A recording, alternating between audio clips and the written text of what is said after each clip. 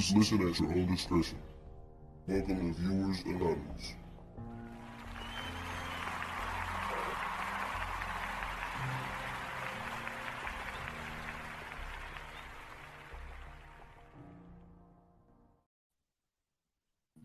What's going on? I'm Scoots Bronson.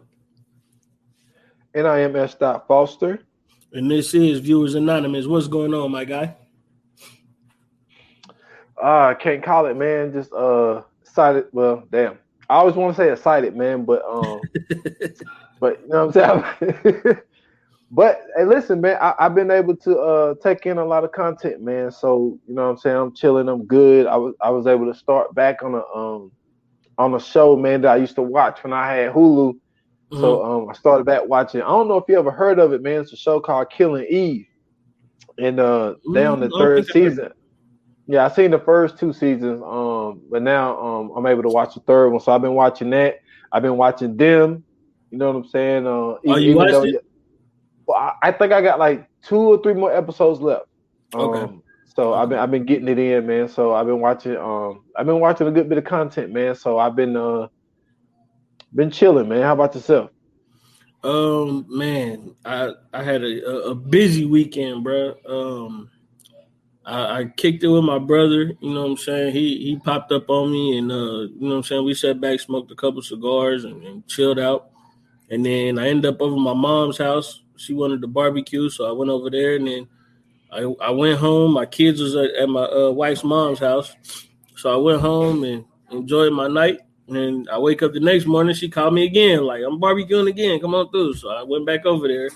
And this time I had the kids with me, so, you know, the kids got the chance to go see her. And we had a good time, man. We had a real good time. And then, back to work after that, man, back to work. That's what's up, man. Ain't nothing wrong with that, man. Little family time. You know what I'm saying? Can never be mad at that, man. So that's always a good thing, man. But yeah, man, I've just been taking in this content, man. I also put out some content. Me and Casey got an episode in on 28 minutes or less. So you know what I'm saying? Appreciate him coming on with me. You know what I'm saying? We basically, you know what I'm saying, continued the conversation that not me and you, but you and him had. Yeah. Well, I said that right. Right. That me and you had when we did the sample music shit. Like he wanted to get in on that because he had a lot of opinions on that. Mm-hmm. So we was able to get, I mean, I gotta say, man, if people go check it out, you know, there is, you know, a slight delay. You know, we had some internet things, you know, Casey live out in the sticks, man. You know what I'm saying? Like, so, yeah. You know, we had a couple of internet issues, but other than that, man, it was a great conversation. So yeah, it was a good pod. It was a real good pod. I listened in, man. You know what I'm saying? I had the chance to talk about all the samples and everything, like, you know what I'm saying, same conversation we had. And then y'all went a little bit into the 15 minutes of fame. And then, you know what I'm saying? I didn't know you didn't know he was a battle DJ, though. So that was dope. You know what I'm saying? Yeah, man. I didn't, man. I was surprised, man. I was like, damn, man, you never told me? What's up with that? So, but yeah, man, it probably just slipped his mind, man. But you know, we got, man, this is one of those episodes where, you know, like, I got a feeling about it, man. You know, like, and it always go back to that outcry. Always go back to outcry. And like outcry was, you know, you look at the numbers, they're still like the highest played, right? Yep. So like, you know, I always go back to that outcry, man. And I think that this is one of those episodes, man. This movie that we're doing today is a 2015 film, and I'm gonna tell you why I even watched it, dude. So the main reason I even watched this movie is because, you know, I have this thing with the Oscars and what do you call the other one? Academy Awards and all this shit. Yeah, Golden Globes, all this shit. I got a thing with this, man, because they always be having these movies. They be like, a lot of them you never heard of them, and it be sometimes like in the realm that we in, it be stuff that we don't even be considering watching half the time. You know, I'll be like, man, what is this? What the fuck is Shape of Water? You know what I'm saying? Like I'm not watching no movie called Shape of Water. Like, you know what I'm saying? Like, they just come out with all these movies. So anyway, I see Spotlight getting all of this praise. I'm like, man. And something just told me, man. I said, man, let me see. I said, I don't understand why they be doing it. I said, let me see. Let me go watch this. I did it with another movie. I did it with Birdman as well. Birdman had got a lot of praise. So I was like, man, let me watch it. And Birdman ended up being okay. But man, I watched this movie here, and the movie we doing today is Spotlight, man. And I watched this movie, and I was like, yo, like this shit is actually pretty good. And it's like now I can see why. Like this one now, don't get me wrong, they still be fucking up a whole bunch of stuff. But like this movie was actually pretty good. And like, I mean, the list of people, man, it goes on and on and on, man. Like, I mean, you got Mark Ruffalo, Michael Keaton, Lee Schreiber, you got Rachel McAdams. You know what I'm saying? You got Stanley Tucci. Yeah, man. You got him and like, you know what I'm saying? And when I was watching it, and then it's the subject matter, man. So this podcast is really gonna be around like what this movie is talking about. And if you've never seen this movie, you know what I'm saying, a brief rundown is Lee Schreiber is playing Marty Baron, and Marty Baron is like a chief editor, you know what I'm saying, type dude, and he bounces around. He went from New York, went to Miami, then Miami he came up to Boston, and his main thing was, you know, a lot of people that worked there, they heard that, you know, when he went to Miami, it was a lot of staff cuts. So a lot of people are on edge, and they like, you know, I wonder what this dude going to do. And his main focus coming in was like, yo, I wanna look into this these Catholic, you know, the church and the Catholic priests, right, about these allegations about these priests. And so he comes in with an agenda, you know what I'm saying? And I think that's why he chose Boston in the Boston Globe. Yeah. So he comes in, he want to make his mark. And, you know, throughout the movie, there's a whole bunch of investigating, reporting, and they got this group that's in the paper called Spotlight. And Spotlight is like the biggest investigative group like in the whole paper. And like what they do, they take a story, they put their main focus on it, and they put it out after, you know, getting all the information done that they need to get done. And so they want to put this Catholic priest story in the church into Spotlight. So they do all their stuff, all they digging, they talk to all these people, and they was able to, what do you call it? They didn't sue the church, but the church kind of look at it like they're being sued, but they took them to court to open up the files so they could get the files so they could read over all this stuff. So basically, there's a rundown, and you see all of these people trying to keep these, like, all these church people want the story not to come out. So they're doing whatever they can, like, throughout the movie to press these people to tell them, yo, like, they told Robbie, like, look, you from here, why would you want to do this? And, you know, all this other little shit. But that's basically, like, the rundown of the movie. But my main concern is, and the hugest thing that I wanted to cover today is just like how powerful and strong the Catholic Church is, and how they be protecting these priests. Because this shit is nuts, man. I mean, it's completely nuts. Yeah, I mean, this is one of those episodes, man. Shout out to Uncle Washington. You know what I'm saying? He'd have loved to have been on one of these episodes, boy. You know, he'd have tore one right through the Catholic Church, man. But, you know, I mean, if any of you guys are fans of the Stolen Time podcast and have listened to the Stolen Time podcast, we've heard over and over again how Uncle Washington has always said that the church is just, you know what I'm saying, as to blame as the government and everybody else. I think that with you know what I'm saying, the Catholic Church, they have, you know, they still have that old school mentality. Well, I don't want to say old school, but they still have that biblical mentality of, you know, power. Back in biblical times, you know, there were no governments. There were, you know what I'm saying, it was just religion. And, you know what I'm saying, at the end of the day, the church pretty much made the laws and ran the, you know what I'm saying, wherever they were at. So, I mean, hell, even when you go to Rome and you go to the Vatican is actually the government there. It's not the, you know, the Roman. They don't have a Roman government. They don't have any of that.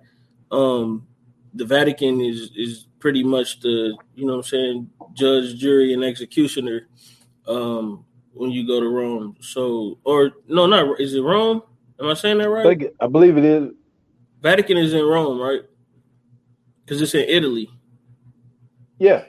Okay, so it is in Rome. All right, just making sure I'm saying it right. I don't want to give out no false information and have motherfuckers on our heads. But for some odd reason, I'm thinking about the Louvre, but I don't know why I'm thinking of it, because we just did Euro trip. That's why. Yeah. But the Vatican is pretty much the base for all Catholic. You know what I'm saying?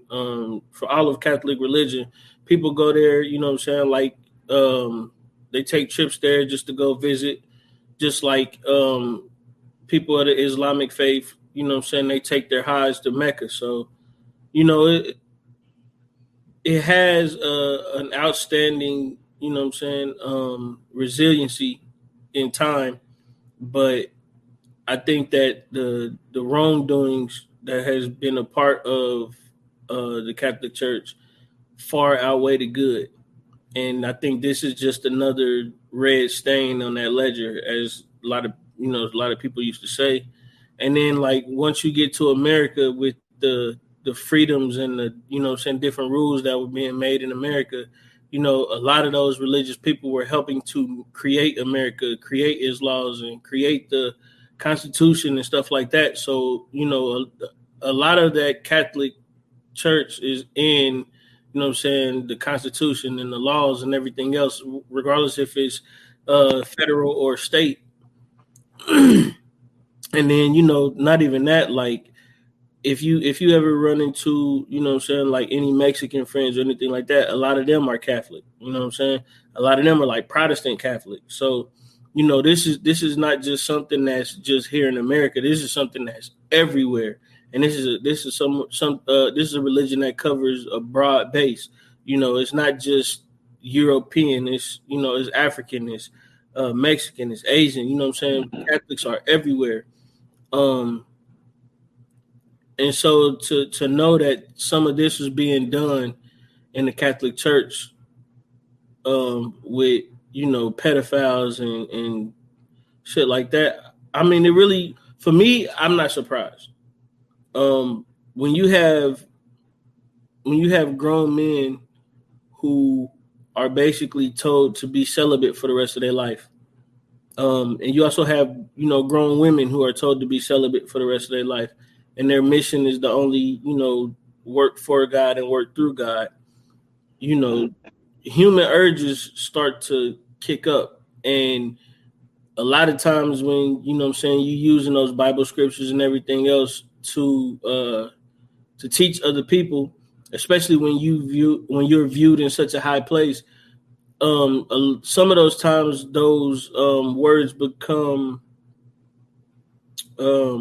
some of those times those words get used in a perverted sense. You know, you can look at a bunch of stories in the book about how men were taking young wives and having multiple wives, and, you know, you could bring up the story about Sodom and Gomorrah and a whole bunch of other things. So I think that a lot of the people that were on that list, you know, were using the word of God to basically, you know, get what they wanted. And unfortunately, it was, you know, sent for the wrong things. Yeah, man, it's wild, man. Like the way the movie even starts, like it started off with, you know what I'm saying, the Boston police station. I think it was in the 70s. Mm-hmm. And there was this one priest in there, and it was like they didn't even have him in a cell. They had him in Right. the break room. Right. You know what I'm saying? So this lawyer dude, this not lawyer, he was I think he was the DA guy. So he comes in and they asked what a priest was, and they were like, we got him in the break room. And then so the dude goes into like the witness room and talks to the family and tell the mother, like, yo, let's keep this under the wraps, don't say nothing. We'll pay you like basically 20 grand to shut you up. You know what I'm saying? And then it shows them putting the priest in the back of a car and they pull off. Right. Like that's how the movie even starts. So then you already see like, okay, so we see that he sodomized a kid, but y'all already treating him different by not even putting him in a cell. You know what I'm saying? Or even in an investigation room, interview room.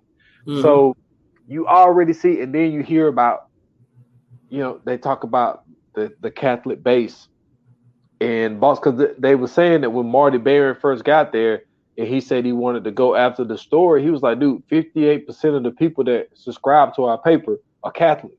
Yeah. So he was like, what, you trying to lose the paper before we even, before you even get here? He was like, no, I think this story is important. So, but then also what's important about Marty Baron is Marty was Jewish. So he was like, I don't give a shit about, I'm saying, this whole Catholic thing. Right. Yeah, so he went in with an agenda, and he's like, he's not going to let those people control what he do. And then what was also important was how they talked about how when it came, like you talked about the celibate thing, and like they were saying that a lot of the times they target boys that are in the poor neighborhoods, single parent home where the father's not involved. And the reason that they mostly chose boys, it's not the fact that all of them was gay. It was the fact of the boys won't talk because they won't want nobody to know that this happened to them. And there was one interview that they did with this one guy. He was being interviewed, and he was saying that the priest, he said his father had just died. And he said the priest came over to him at his mother's house and asked him, did he want to go for ice cream? So he was like, when the priest like chooses you, to take, he was like, that's like, he was like, that's like God, talking about taking you to get ice cream. Right. So he was just saying like, this is how big this is. So he's like, we on our way there, and he was like, he gets some ice cream. He's like, then he has his hand on my leg, and he was like, next thing I know, his hand is all the way up my shorts. And he was like, well, the way he put it, he was like, his hand is on my dick. And he was like, he said, I never even ate the ice cream. He said, it just dripped down my arm. And it's like, when you sit here listening to somebody reciting that story, and he's like, I was 12 years old at the time. You know what I'm saying? I got a kid that's about to be 12, and I got one that's 13.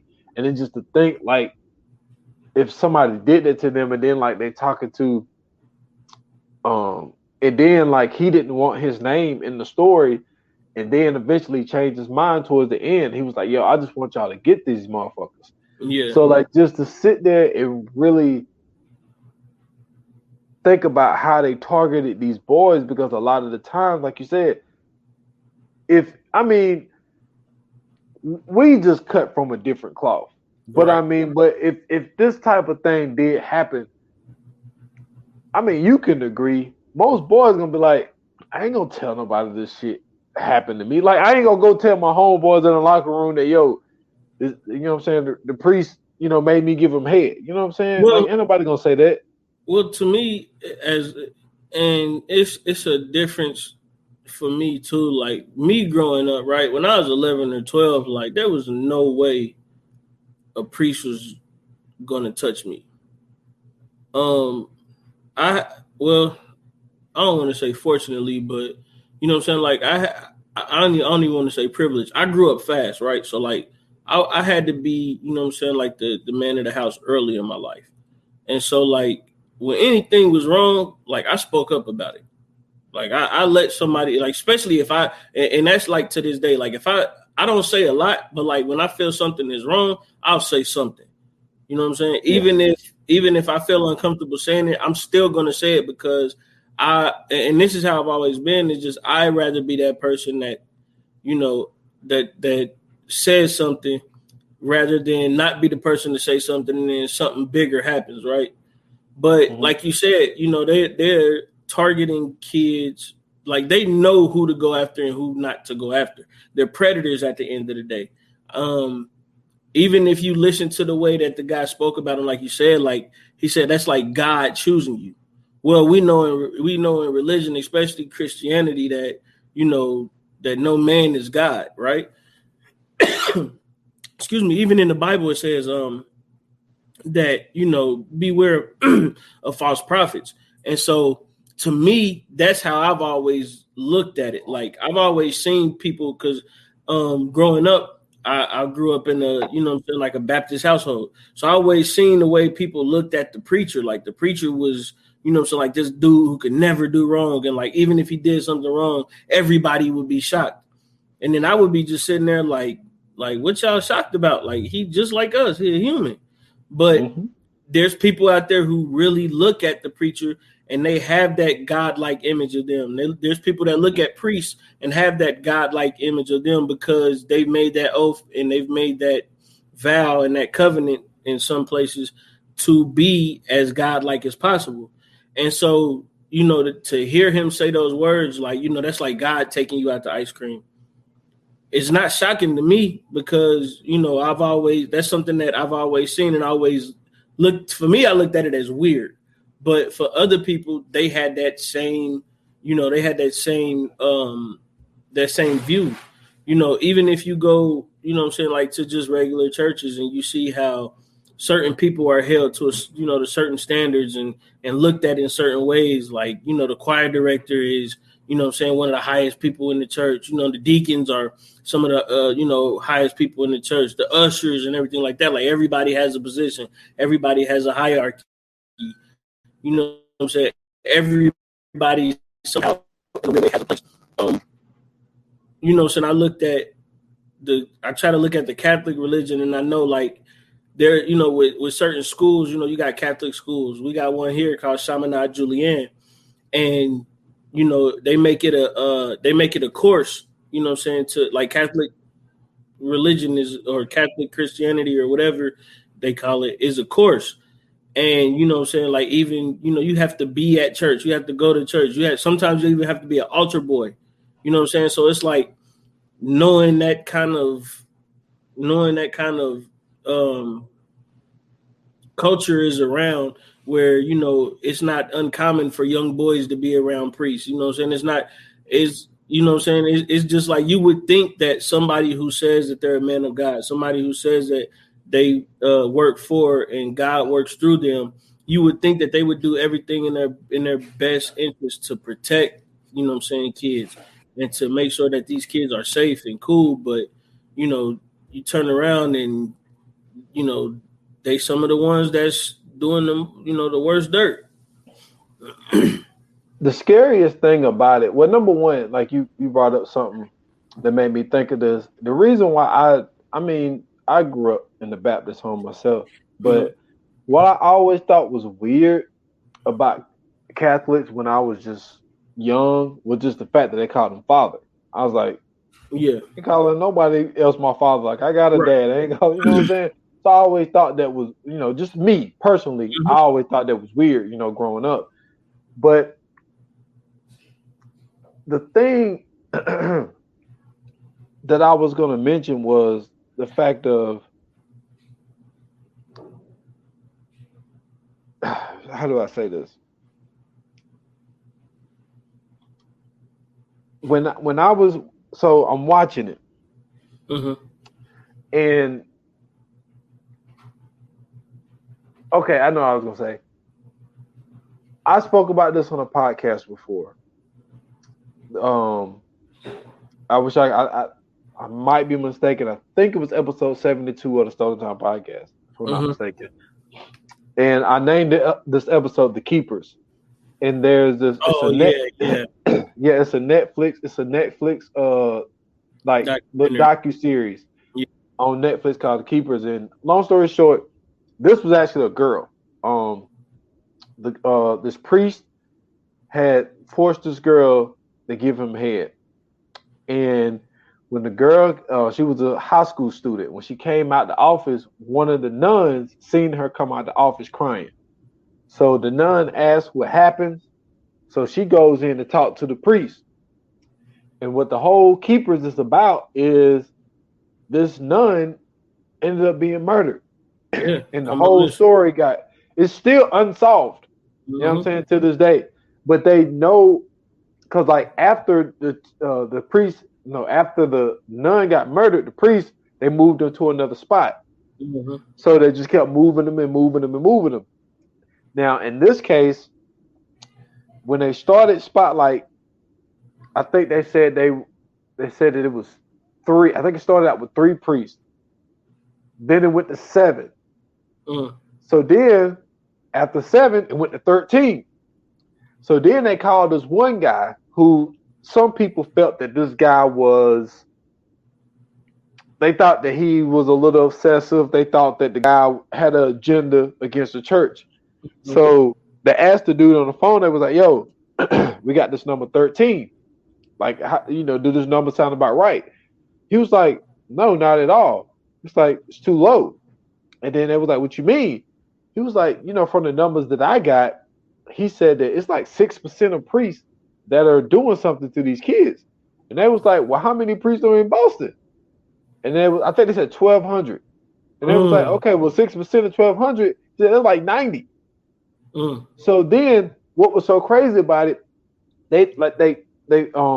so dude, listen, the investigative part of this movie was awesome. Yeah. So they went in, they talked to Marty Baron. Marty told them to go do this one thing. So Robbie and Mike, they're like, "Yo, let's do a whole reverse thing," because they said that what happens when they move these priests, they either say sick leave or some kind of absence. I forget what they call it. So when they did that, they looked through these books and they looked at everybody that had sick leave and that other thing. Ended up being 87 names. So then they started doing their sources, going out talking to lawyers. They talked to this other lawyer guy who covered up some cases. And one of the most wild things about this movie is they was talking to this one lawyer guy, and they asked the lawyer guy, the second time they met with him, he was like, "Yo, we need a list of names of this or whatever." And he was like, "Marty, I can't do it for you." Not Marty, but Robbie, "I can't do it." And so then Robbie got like kind of aggressive with the dude. And the dude got to the point where he was pissed off. He's like, "Yo, I sent you." He said, "I called y'all and sent y'all 20 names and y'all buried the story." Right? So then like they start looking at all of these clips, a little further on in the movie. And then Sasha took to Robbie. Robbie's like the head editor guy of Spotlight. Right. And he shows him a clip of 20 priests, caught doing this or whatnot. And it was buried in Metro, right? Okay. So Robbie, I could tell like something was up, but you didn't know what it was. Right. So, okay, I'm getting somewhere. So then Robbie got this other guy that was a lawyer that he like golfs with. And like he's trying to tell him like he's the guy that's on the inside. So he's like, "Yo, I need confirmation on these names." So once they figured out that the story was going to come out, he went to see the guy at his house, and the dude was pissed off. And like he asked him for the confirmation. He was like, "Man, get out of my house." So while he's walking out the house, he's walking to his car. He come out and he's like, "Man, you come to my house with this, all this type stuff." And then Robbie said something to him, and he was like, "Yo, what took you so long?" You know what I'm saying? And he was like, "I don't know." So they got this whole meeting going on, and so they're talking about, they asked Robbie, could he go back to that source? He was like, "Probably not." He was like, So then they say this story needed spotlight because they was like, it was this whole argument about why this was never spoke about before. Right. And so, and the other guy, he's like, yo, we need a spotlight. There's no way we could have caught this. Nah. And then Walter was just like, yes, we could have. He was like, I put out it was a clip put out, back in, because I think this is based in like 2000, and it was based in 2001, 2002. Yeah. And he was like, there was a story put out in 97, and it was buried in Metro. And then the being guy was like, you was in Metro. He was like, yeah, I know. And so like everybody's looking at him like, yo, you put this story out like 5 years ago and you buried it in something else, and it wasn't even, you know what I'm saying? It was swept under the rug. Mm-hmm. So Robbie had this guilt thing going over him because he's like, this story was given to me, and he was like, I completely forgot. He's like, I completely forgot about the story. And it's just like to sit there and watch how this whole thing played out. Because like a thing about this type of movie, like it's now, don't get me wrong, it's a movie, people. It's not a documentary. I mean, it's based on actual events and it actually happened. But when you sitting here and you watching this stuff play out, see, this is that type shit where it's like when you movie heads like me and you, like most people will look at this and be like, yo, man, this movie's boring. You know what I'm saying? When is this gonna happen? When is that gonna happen? This ain't this type of movie. You know what I'm saying? Like this is like, you know what I'm saying? You really gotta be in the films to sit down and like get this movie, because you get a different kind of edge of your seat. Like this is a movie where, to me, I mean, somebody like me, like I'm at the edge of my seat watching this type of shit. You know what I'm saying? But everybody's not like that though. Yeah, I mean, and a lot of people are coming around that way, because you know what I'm saying. Like when you look at platforms like Netflix and Hulu and HBO Max, et cetera, like a lot of documentaries are starting to come out, and a lot of people are just talking about documentaries. Like documentaries are really taking, the hold on people now. But you know what I mean? Like going back to, that scene where, they were sitting around talking and Robbie was talking about it being buried in Metro. Like you got to remember, well, the one thing I tried to remember, because I ain't gonna say you got to, but I tried to remember, like you said, over 50% of the people that read that, newspaper were Catholic. Probably even a higher percentage of that of the Boston area is Catholic. You know what I mean? Like how many times have we watched a movie like The Departed or something like that, where they even talked about being Catholic, and they even talked about going to church and being altar boys, and making sure every Sunday they were in church. So it's like it's something that you kind of get lost in yourself for a little bit. Like, man, that could never be me, or because even I just said it on here, like, yo, if it was me, I would have, you know what I mean? But you also have to understand, like, these people are, are born into this. This ain't just something that, they just picked up. This goes back from years and years and years to where, they had to go to church. They had to make sure that, they were altar boys. It was like an honor to be altar boys and stuff like that. And so for them, this is something that's, near and dear to their heart. And on top of that, like, the reach that the Catholic religion has, you understand why a lot of these people are trying to keep it under wraps. You understand why these people are doing so much for the story not to get out, because a lot of the people that's probably being talked about in these stories are people that they grew up with. A lot of the people that, that they see these names of, they were probably the same priest that was, preaching to them, or, well, I don't know exactly what they do in Catholic Church, but, it was the same person that they came up under, that they were calling Father, that they go confess their sins to. And so I think that really at the end of the day, it's kind of hard to confess your sins to a guy that is, a pedophile, or a guy that is just as sinful as you. You might not feel like your prayers are being heard, or you might not feel like this guy is truly who he says he is, and you've been around all this time only to find out that he's a pedophile, or only to find out that he's a rapist, or he's sexually assaulting somebody. And so I get it. I get why those people were trying to protect those priests. At the same time, that that doesn't make it right. I think that when it comes to children, especially, we have to do everything in our power to make sure that they are protected at all times. I don't care who it is. It could be Jesus himself coming down here, and I know it's blasphemous to say something like that, but I'm saying, like, we have to make sure that we do everything in our power to protect children. They're innocent. They don't know any better. A lot of them don't know any better. There are some who have to grow up a little bit faster, have to become a lot more mature than others sooner. But for the majority of them, they're kids, man. They just want to be kids. They want to go play. They want to enjoy life as much as possible.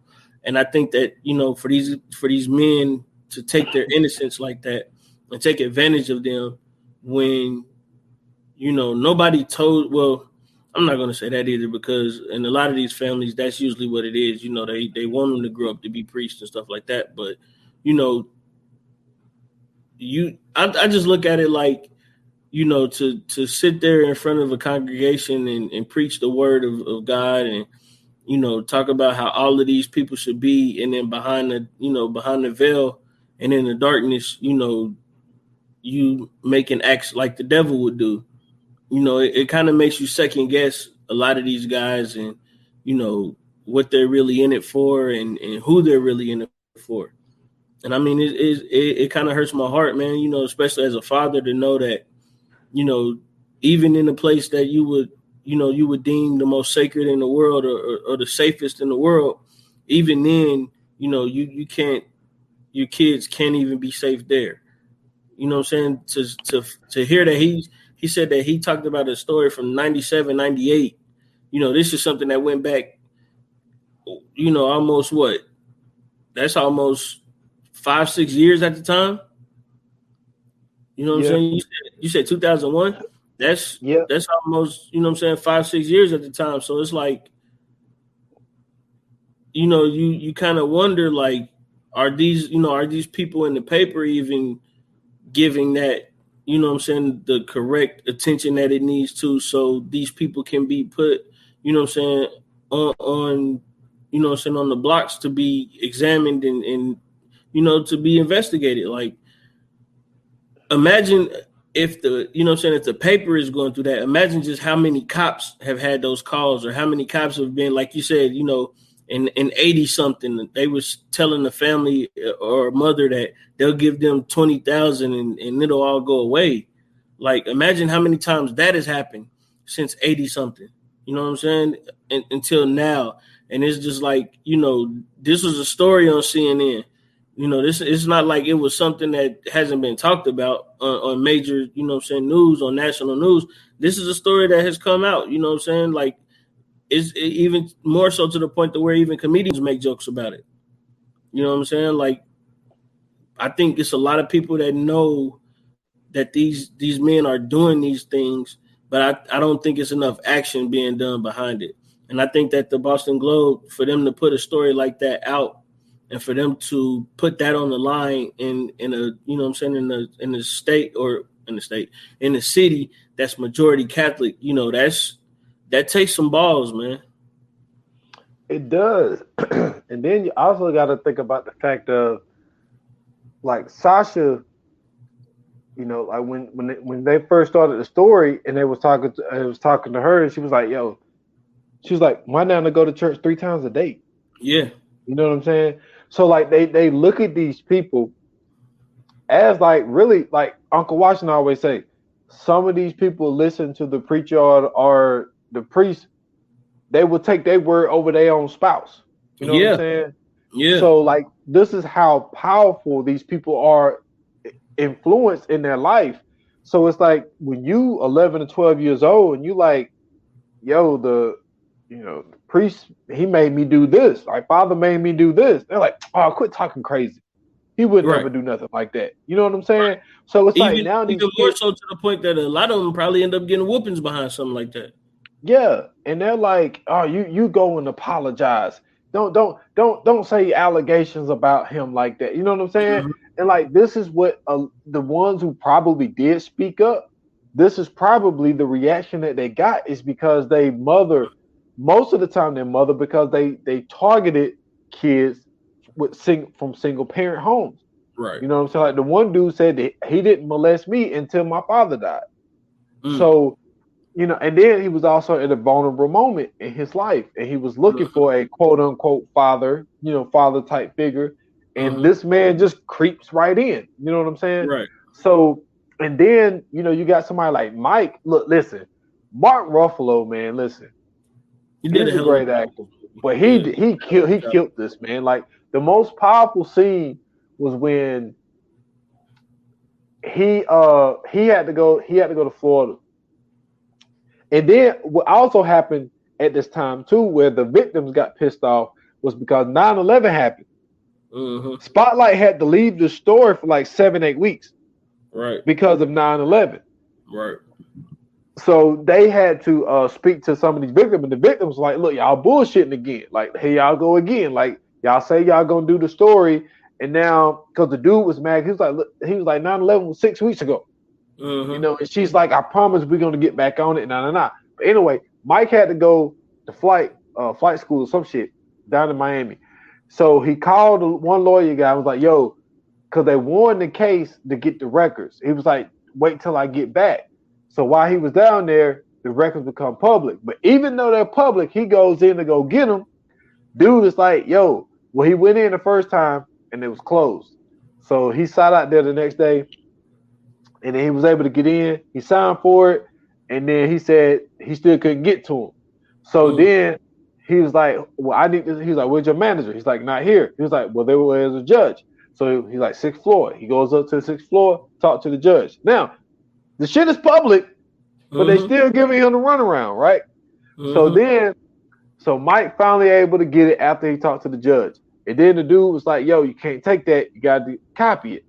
And this is what I'm saying, man. If you want to be a dedicated reporter, this dude just pulled $83 out of his pockets because he was like, I pay you to use your copy. Yeah. So he takes the records. And so then, because the whole thing with Marty Baron was they kept finding stories to where it was just to single out a priest. He was like, no, I want to go after the system. Yeah. So they was able to find that the church knew about Father Kagan. That was the dude that was at the very beginning. So they found out that the church knew about it and they lied about it, right? So he was like, look, we got him. And Marty Baron was like, nah, let's not do that yet. And so like the way Mark Ruffalo reacted when he wouldn't let him put that story out, dude, it was like sensational acting right there, man. Like he fucking killed that scene. Right. But like to sit back and really think about like these predators, man, and the fact that the church is like, yo, you got caught in a jam, all right, we're gonna move you over here, move you to a whole nother city or a whole nother group of boys. And it's just like, and you know what this makes me think about? And I don't know if he was Catholic or not, but it makes me think about Jerry Sandusky, man. Yeah. You know what I'm saying? Yeah. About like what he was doing in the whole Penn State situation, man. Like that just rings off in my head when I was watching this movie. And it was hard for me not to think about it because there was one scene where Robbie went and met with a dude that he went to high school with, and this dude was on the hockey team. And so he brought up the father's name. And he was like, I didn't think anybody knew about that. And he asked him, like, well, before he brought up the father's name, he was like, he went to college. This dude he was a professional hockey player, my guy. Yeah. You got to be a tough dude. You know what I'm saying? Now, he said, I rode the bench. He said, I didn't play much, but to still be on the team. You know what I'm saying? Yeah. And he said, when he was talking to the editor guy, and he was like, listen, he said, I talked to this guy that was a professional hockey player. I went to high school with him. And he was like, when he started talking about this man broke down to the point where he couldn't talk. Yeah. And he told him, he's like, I never even told my wife about this. And to sit back and think like how these people are affected, because I remember when I was watching it with my old lady, and that one scene where I talked about the guy where his father just died, and he said the ice cream was going down his arm, and the lawyer, when he walked out, the lawyer said he's the lucky one. But while they were sitting there, I was like, I told my old lady, I said, look at his arm. He got all these track marks all over his arms. And people don't understand the effect that happened to these people, these boys, when they get older. Because a majority of them, it's a higher percentage of them that commit suicide than the ones that go on drugs and that go on to actually live their life. It's a higher percentage of them killing themselves than to, make a life out of it. But that one guy, he was the real lucky one because he was able to, get a family. He was able to go on to play professional hockey. But the whole point of what I'm saying was Marty was like, he told the one guy, he was like, yo, that could have been us. But the thing is, we just picked the wrong sport. Because Robbie said he ran track, and he was talking to another dude they went to school with, and he was on the football team. But the father guy was the hockey coach. And that's why the one dude got molested. So he was like, dude, that could have been us, but we just didn't play that sport. Man, this is nuts, man.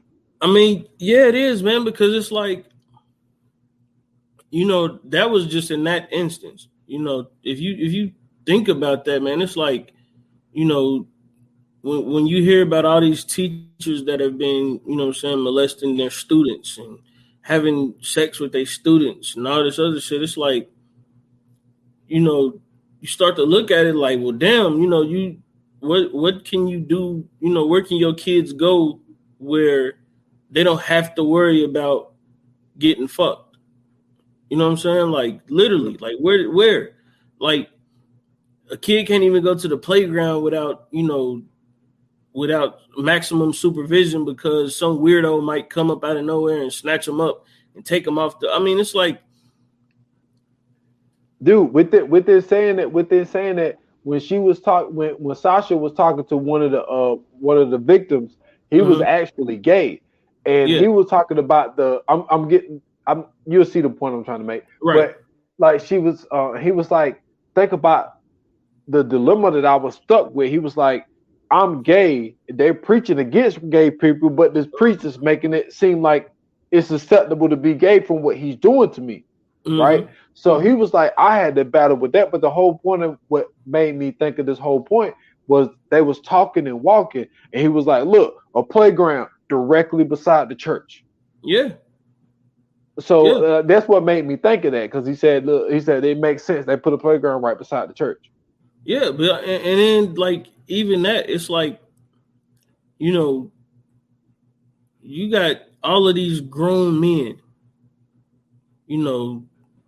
supposedly subduing themselves from sex. You know what I'm saying? Subduing sexual urges and everything like that. That's unhuman.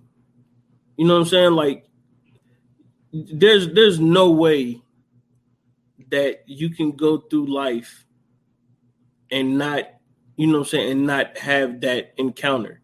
You know what I'm saying? Like, regardless of who is with, because we're not here to talk about anything like that, but it's just like that's a normal part of life. That's a natural part of life. And so when you know what I'm saying, like when you take away those natural things in life, then you start doing perverted shit. You know what I'm saying? Yep. You start getting perversions. And so to me, I just look at it as that's one of those things that happen. Like that's a real mental illness to want to harm children. You know what I'm saying? Like because you know, and you hear like if you ever hear like psychologists talk about it or therapists talk about it, you know what I'm saying? It's really a power dynamic. You know what I mean? Like if you really ever look at these situations, it's really just a power dynamic. It's somebody who is viewed as this holier than thou persona, and they know, right? Like even if like for them to even say like don't tell anybody this, they know that kid or that person is not going to tell anybody. That's not something that person is going to do because they don't even look at them in that light. You know what I'm saying? Going back to what dude said, like he felt special when the priest picked him to go get ice cream. You know what I mean? Like even if you look at the way that, you know what I'm saying, like when the Pope goes somewhere, if the Pope goes to such and such, it's a news story. Why is that a news story? You know what I'm saying? Like what about the Pope is so, you know what I'm saying? What about the Pope is so special? You know what I'm saying? That when he goes to meet with the president, it's a news story. That should never be a news story. It's a Pope. Yep. If he's a man of God going to speak to the president, it should that's all it should be, right? But we have this glorified image of who the Pope really is. You know what I'm saying? When the Pope is riding or when the Pope is going on the parades, they got him in a glass casing, a glass bulletproof casing, and drive him around, and you see all these people flooding the streets and crowding the car that he's getting drove around in, and it's just like, are these the same people that are these people really studying their religion? Are these people really paying attention to what they're supposed to be paying attention to? Because at the end of the day, you know, this man is not going to get you closer to God, or at least in my experience, that's what it is because it's like, yeah, he's supposed to be there to help you understand what the Bible is talking about, the scriptures and everything else. He's not there for you to go and look at and get his favor. That way you can get into heaven. You know what I'm saying? So I feel like if people didn't have that image of these priests and the Pope and preachers and stuff like that, a lot of this stuff couldn't go on. You know what I'm saying? Like, and I'm not blaming them. I'm just saying like it has to come to a point to where we really have to start looking at these people and start treating these people as if what they are, they're human beings. They just have a higher understanding of, or they have some of them have a better comprehension of your religion than you do. But when you actually get to talking to them and asking them questions and all these other things, you start to find out that they really don't know that much. They're really just going off of what they read out the Bible. And it's sad because there are things in the Bible that you can use to justify what they do. When the truth of the matter is that we all know that it's wrong. You know what I'm saying? They're taking advantage of people. They're using whatever power that they have and they're using it over people. And we know like that's not the right thing to do. But to move on from that though, like to go to the issues of the Boston Globe, like to have that, you know what I'm saying? Like to have that in a paper, you know what I'm saying? And to have people that read your paper, you know, I know they were sending like death threats and all kind of shit to these people. Like that has to be a stressful time, right? Like that got to be a very hard time for these reporters and these journalists and these investigators that's actually doing all this work to actually reveal this story, because it's like, you know, you might have a story and you might not dealing with a certain person. If you interviewing somebody, they might not even feel comfortable with doing the interview now because they, you know, it might have got out that they were supposed to be doing the interview with you and now somebody's coming to scare them and everything else like that. How do you think, or what are some of your thoughts on how the Boston Globe handled this situation? I think they fixed the wrong. But like you also got to think like because there was one that when it was buried in Metro, that was 97. Mm-hmm. But they also wrote about it in 93. But they Mm-hmm. buried it somewhere else. Mm-hmm. So they was really kind of fixing the wrong, but you got to think about. I don't even think that this story even stopped what was going on. You know what I'm saying? Like, Yeah. because what I was gonna say was how many kids you could have saved in the Yeah. meantime, but like, where they really would have been saved though. You know what I'm saying? Because Well, like the yeah. church, like even though it was put out in the public and put out the way that it was, I think it was more of the people. Okay, for instance, Robbie went and met with this one guy that kind of like dealt with the church, and he Mm-hmm. was like, and he talked about Marty. He was like, Marty's just here. He was like, I know you're doing this because Marty wants it to happen. He was like, look, he said, he did a stint in New York, he did a stint in Miami, and he was like, now he's just here. He was like, he's just trying to make his mark. He gonna leave. He was like, where you gonna go? Because see, Robbie went to the school that was directly across the street from the Boston Globe, so Right. everybody knew Robbie. You know what I'm saying? Robbie's Boston through in and throughout. So he was Mm-hmm. like, where you gonna go? That was a threat to Robbie. You know what I'm saying? Like the movie don't portray it that way, but Right. he's saying like, yo, you print this story, like Boston is done with you. Where are you gonna go? Mm-hmm. Or do you even want to leave? Or are you gonna be basically you're gonna be forced out? So like the pressure in the people that were I mean, like I said, Robbie went golfing with a guy, and like after that dude did that, like they probably never even spoke again. Probably, you Right. know what I'm saying? So he lost friends over Mm-hmm. this. You know what I'm saying? Mike, played by Mark Ruffalo, like he was saying how he grew up in the church and then he just stopped going. He was like, now I can't even go to a Catholic church anymore. He said, because all I'm going to do is think about this.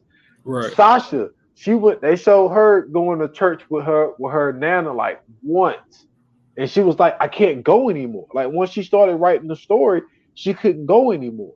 Yeah. And then it was another dude that worked down there with them. I think it was Matt.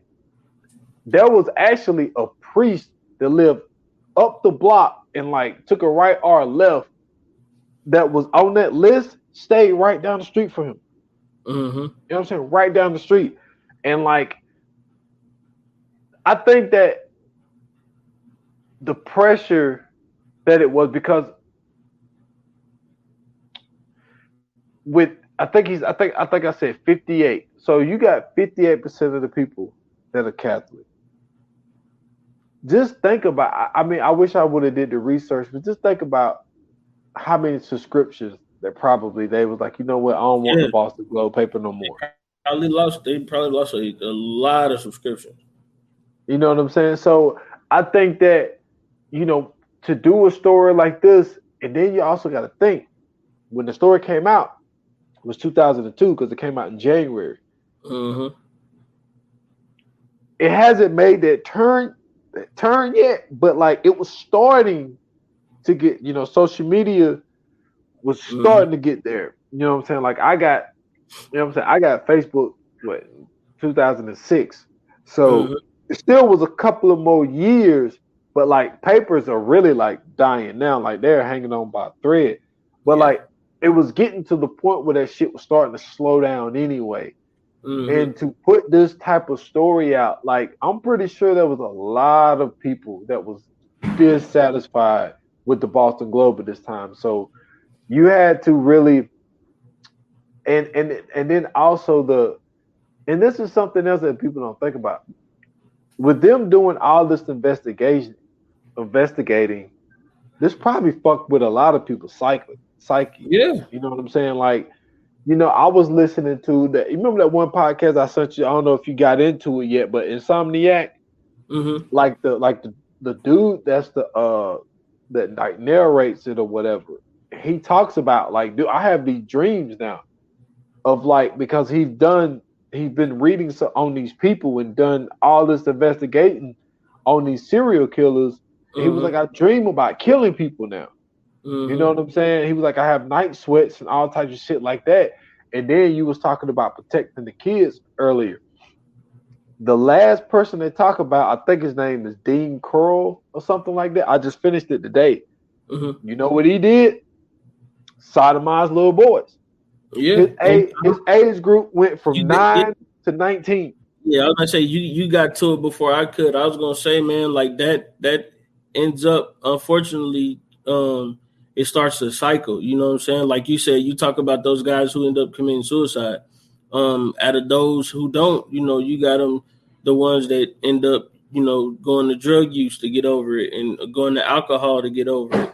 You got other ones who they continue the cycle. You know what I'm saying? They become the pedophiles. And then because, to them, it's something that was done to them. So they deem it something that's acceptable. They deem it something that's appropriate because, this was something that happened to them.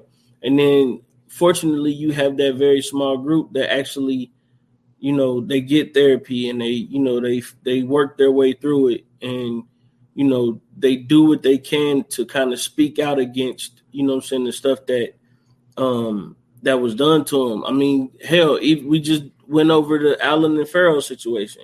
You know what I'm saying? Like, think about a guy like Woody Allen who, was molesting his own daughter and then, end up having an affair with his wife or with his girlfriend with her daughter, and then, nothing's being done about it. You know what I'm saying? Like people won't even talk about Mia Farrow anymore. Like people have forgotten Mia Farrow. You know what I'm saying? Like when they had they showed on there how people were still honoring Woody Allen. You know what I'm saying? Like so it just goes to show you like anytime you have some sort of notoriety or anytime you have any type of perceived power, just how much you can get away with and the type of stuff that you can do and people wouldn't even care. You know what I'm saying? Like imagine like we talking about all these people not going to or not subscribing anymore to the Boston Globe. Imagine how many of those people are like, well, I'm not going to stop going to church. You know what I'm saying? Or I'm not going to find another church. You know what I mean? Or I won't unsubscribe to my religion. So it's just like, you just kind of wish it was just a little bit easier. You know what I'm saying? To put these people in the place that they're supposed to be. You know what I mean? Like my thing is I just don't understand how you can go out and preach this word and supposedly you're supposed to be practicing this certain, religion and living this certain way and you're behind the veil you're doing this. Where do you think you'll end up? You know what I'm saying? Like you think you're still going to heaven with this, with this on your ledger? Do you even believe in what you're preaching? Are you doing this for like, the benefits? Because there's a lot of benefits that go into shit like that. But then you also got to look at it like this shit goes all the way back to the Vatican, my guy. Yeah, exactly. And like my thing is, it's like, yo, okay, you and then the crazy part when that lawyer said, he said, yo, it's like the cap is 20 grand. So it's like a lawsuit get filed against you. So they say, okay, sick leave. You in Boston, we'll move you to Austin, Texas. So then he goes to Austin, Texas. He got a whole new group of kids, and then he does it in Austin, Texas. All right, now we're gonna move you to Seattle, Washington. Right. And it's just like these people that are making these decisions to move them instead of taking care of it. You know what I'm saying? It's like what type of people are these? Is like you said, it's become a system, it's become a cycle to where, the ones in the Vatican, they definitely ain't getting touched. You know what I'm saying? Like for them, it is what it is. So to even think about, the Boston Globe, revealing that, out of 12,000 possible preachers or priests that, almost 100 of them are out here. These are just confirmed cases that almost 100 of them are out here, molesting kids and are basically pedophiles. And, like once you understand what the Vatican is, then you kind of understand how, they can be the victims can be silenced. You understand how the police could be paid off. You understand how the people around the town don't believe anything the victims say or won't believe any kind of story that the newspaper put out, because you have this other powerful entity behind you that backs you, that has a lot more power than than what people think. Like, imagine that, that it's just Boston. But in reality, this is way bigger than Boston. This is just the people in Boston who decided that they're going to speak out and be brave enough to talk about this. Imagine how it is in New York. Imagine how it is in LA. Imagine how it is in Texas and Florida and Chicago and all these other major cities. You know what I'm saying? Like, so it just kind of hurts, man, just to know, like, there's really nothing that, or if it seems as if there's nothing that can really be done, even, like, even when the government is not even helping out and showing any kind of support. Yeah, man. It's so as far as the movie, man, it was 249 priests was brought into publicly accused of sexual assault within the Boston area, right? So then it says the number of survivors in Boston estimate well over 1,000. Okay, so that's okay. What's the other thing? So they said in 2012, no, not 2012. I'm sorry, December 2002, Cardinal Law resigned from Boston.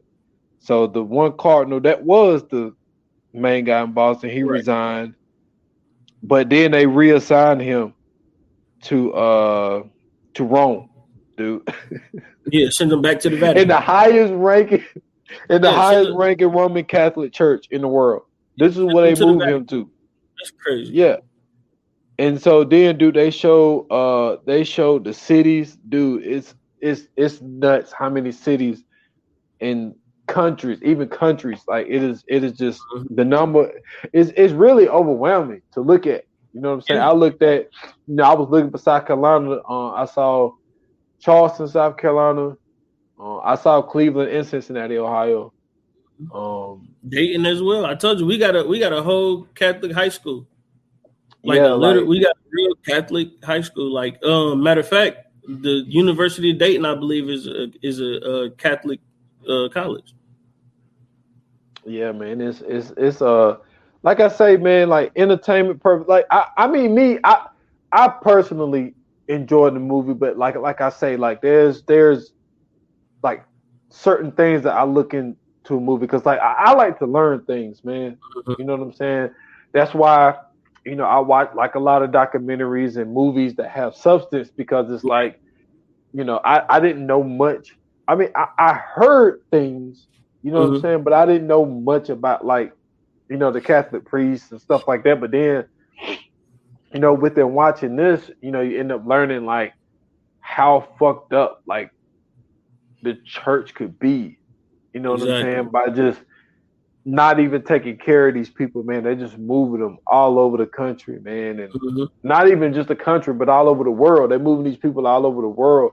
Yeah. But like, but yeah, man, I mean, it's not one of those tough watches where like they're actually showing a sexual assault. It's more so based on the Boston Globe and them actually going through, getting the story together, interviewing the people and really trying to figure out, the right information and stuff like that. So I think that's why it's such a great movie, because you actually get a chance to see what goes on when those kind of stories, happen, or at least you got a chance to see what used to go on when those type of stories happen. You get to see them actually talking to these people, having the right papers and having to figure out how to make it sound a certain way, to really get their point across. And it's one of those things that it helps you realize that journalism is not an easy career to, go down. Because to have to write about something like this, You know what I'm saying? Like that had to be stressful, and that had to have some sort of impact on them, knowing that, you know, they out here trying to make sure that, you know what I'm saying, these people, these victims can get their story heard, and that future kids will be safe. And, you know what I'm saying, they got so much shit that's going against them. And also remember, all of them in this movie, well, not the movie, but like the people, they were all raised Catholic. Exactly. So imagine that, like that got to hurt even more, because that's like, you know, that's like growing up and being an Ohio State fan, only to find out, you know what I'm saying, your favorite coach went to Michigan. You know what I'm saying? That like, I mean, you know what I'm saying? I'm being funny, but you know what I'm saying, to kind of add a little levity to the situation. But I mean, really though, that's like, I mean, seriously, I mean, that's really like, or even, you know what I'm saying, like you want to be president, and then, you know, you hear about, well, you can't be president because, you know what I'm saying, you're not from this country, or you got to be a citizen. And then you find out that, you know what I'm saying, you was running, you didn't make it. And then this dude who ain't a citizen, he could barely speak the language. He could barely speak Spanish or French or whatever the third language is in America. And then you looking at him like, this motherfucker ain't even from here. And y'all making him, you know what I'm saying? Like, it's just, it hurt, man. You know what I'm saying? To be a part of a system and to be a part of something that, you know what I'm saying, you held to such a high standard, only to find out that, you know what I'm saying, some of these same guys that, you know what I'm saying, you once were around and you talked to, and, you know what I'm saying, divulged some of your darkest secrets, or even had the confidence to come to them when you felt something was wrong or anything like that, to, you know what I'm saying, to find out that, you know what I'm saying, they not who they say they were. That's like, you know what I'm saying, you can put it like this. That's like when little kids used to watch wrestling and figured out that The Rock and Stone Cold really wasn't fighting each other. You know what I'm saying? Like, that broke their fucking hearts. You know what I'm saying? Like, and I can imagine that's how it was for those people that had to write these, you know what I'm saying, these stories, and had to do this investigation, and even had to do these interviews to even hear other people's testimonies, and you know what I'm saying, to kind of hear their traumas and the PTSD that they had to go through. You know what I'm saying? That has to mess with you, man. Like, you know what I'm saying, to constantly hear this, and you fighting so much to get their story heard, and then you turn around and, you know what I'm saying, you got all of these people basically pushing it back in your face like, we don't want to hear that shit. That gotta suck. Yes, sir, man. You're right. You ready to get to the flames? Yes, sir. Yes, sir. So let's do it, man. Yoga fire. Yoga flame.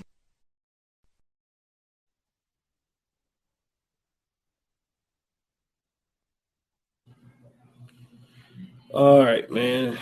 I go first on this one. This movie was, I know you, like you had said, you had heard something about it, and you know what I'm saying, you kept hearing about how the Oscars was talking about it. For me, it wasn't like that. I thought it was a totally different movie than what it was. I thought it was like they was looking for a killer. So I clicked on it. I think it was like on Netflix or some shit like that. End up watching it and finding out what it was about. Watched the whole thing. I was in shock and awe. Just to, you know what I'm saying, because I didn't even know that this was based on the real story. I didn't even know that, you know what I'm saying, the Boston Globe had put a story like this out. And like I said, to do that in Boston that you got balls to do some shit like that. Mm-hmm. So I mean, that's like going to the South, and you know what I'm saying, and making a story about the Baptist church. So yeah, I enjoyed the cast. The cast was amazing. You can't really go wrong when you got Mark Ruffalo, Michael Keaton, Rachel McAdams, and you know what I'm saying, like Stanley Tucci, and you know what I'm saying, all these other big names. You know, it's like, it's gonna be great acting. You know what I'm saying? You're gonna get everything you need. I feel like the movie was shot very well. It had that gloomy tone to it.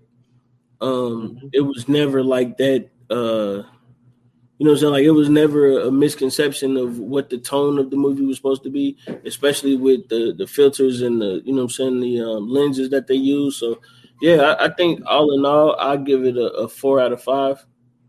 Only because I just felt like, even though I know it's based on a real story, like, I figured they could at least like gave us something to where like some of these motherfuckers was getting arrested, at least just made it up on the spot. I don't care, just put that energy out there. But outside of that, man, I give it a 4 out of 5. I feel you, man. You brought up a good point, man. I love the way it was kind of shot like it was like a Christopher Nolan joint, man. Mm-hmm. It was really gloomy. You know what I'm saying? The costume was good. Like they made it look like it was 2001. Yeah. I thought the information, man, it was so great, man. How they threw in the 9/11 joint. I just felt like it's a very informative movie, man.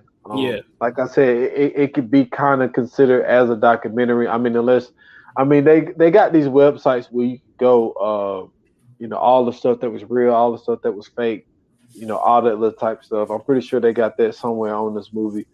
But I think it deserved the props that it got in 2015, man.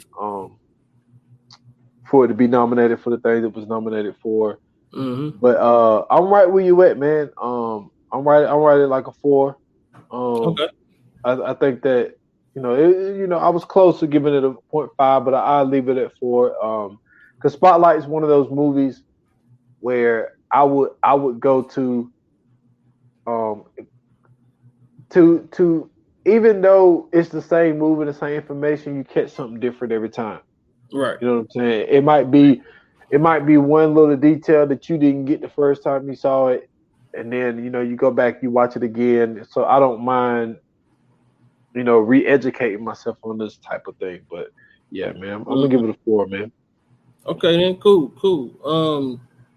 So, you know what I'm saying? With that being said, man, y'all already know what it is. We coming back this Friday. Y'all already know. Last episode of Snowfall, man. It hurts my heart to even say that, because this season has been such a great season. They've given us a character to hate. Actually, they've given us a few characters to hate. They mixed it up, you know what I'm saying? They brought Leon and Franklin back into the mix. You know what I'm saying? Their friendship looks like it's getting back to what it used to be. My only beef is they never brought Mel back. Yeah, that's my beef. I feel like that needs to be resolved as soon as possible. So they should have brought Mel back. It was good to see Wanda back. It was good to see Wanda get off that dope early. She's one of the few that had a chance to get off of it and, you know what I'm saying, get out here and get back to her normal life. I thought that was an interesting character to add, or interesting way to add in that, because it's like you don't realize like how many people were able to get off of it early and go back to living a normal life and everything else like that. So, you know what I'm saying, for them to add that in using Wanda, I thought that was dope. Man, but it's going down. They going to look for Alton, and I don't know, man. I think Reed gonna get him. I ain't gonna lie to you. I think Reed gonna take his ass out. Man, I'm about to sound like you for a second, yo. The preview got me all confused, but I don't know what the fuck gonna happen. But it's like you don't know who's talking to who. Mm-hmm. It's like, man, it's yo. Now I feel like I wish I never even watched it. It's like they do a great job of that, though. I will give them that. They do a great job of making you think that it's gonna be one way, and then when you watch it, it's a totally different way. So salute to them for even putting them previews together, man, because they do a hell of a job doing that. Yes, sir, man. But I'm now, if I want to say excited, I'm excited for this, man. Mm-hmm. It's because I'm pretty sure it's gonna go out with a bang. Yeah. Hopefully they leave us with a cliffhanger. You know what I'm saying? That's something that I really appreciate, especially when shows, you know what I'm saying, get that renewal early, and we know that it's another season coming. So I I like to hear that. I wouldn't mind getting a cliffhanger, man, and being excited for the next season. I think that's how you really keep that momentum going, especially with what they did this season. If they could take that into the next season, listen, that next season gonna be crazy. Man, you ain't lying. And so, yeah, man, y'all already know. Friday, man, we're gonna be talking about that Snowfall season finale, and man, we're just gonna be getting to it as usual. But you know what I'm saying, fear not. 2 times a week, we always here. So, and then even if we ain't, ain't here on one of them days, you can always go back and catch up on the catalog, man. We got some great movies that we've talked about. We got some great documentaries that we talked about. We got a lot of stuff in the tuck. So, always feel free to go back and listen to an episode you missed, or even re-listen to some of your favorite episodes. Until Friday, man. Make sure you guys follow me on Twitter at Scoots Bronson. You can follow me on Instagram at ScootsBronson_TV. And you can also follow us on YouTube at Scoots Bronson TV. That's where you can watch us live, or you can go back and watch the replay. Either way, if you watch us live, though, you'll be able to interact in the show. And if you're on Facebook, go hit us up at the VA Podcast Watch Group. That's right. The membership is slowly growing. You know what I'm saying? We're getting a lot of members that's sending in requests and everything else. So make sure you jump in. This is where you can find everything you need to find Viewers Anonymous. We got our link tree up there. We post up all our YouTube videos up there. So, you know what I'm saying? Every episode, we shoot it up there. That way you can see it. You can always find it. But this is also the place to tell us about the movies that you want to hear us talk about. This is also the place, you know what I'm saying, to interact with us. If you missed the show, you can always come, you know what I'm saying, to the VA Podcast Watch Group, talk that talk with us. You know what I'm saying? We always more than happy to interact with the people that's listening. We definitely appreciate you guys. Yes, sir, man. Feel the same way. Appreciate everybody, man.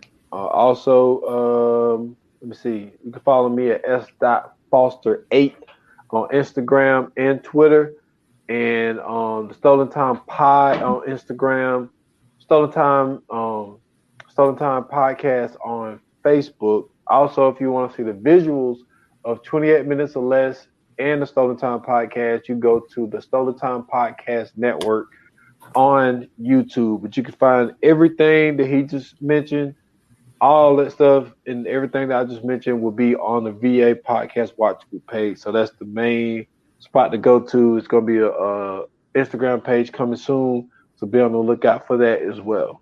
Mm-hmm.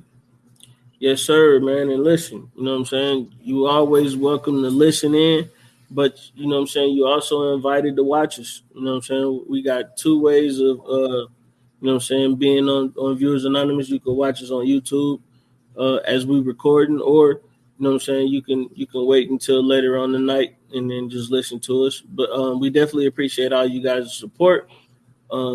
Man, it's been a great journey, man, and it's still going. We got a lot more stuff coming up for you. So be ready. You know what I'm saying? We got some amazing stuff coming up. Yeah, man, and that's it. Thank you guys again. Like they said in Hollywood, that's a wrap. Good.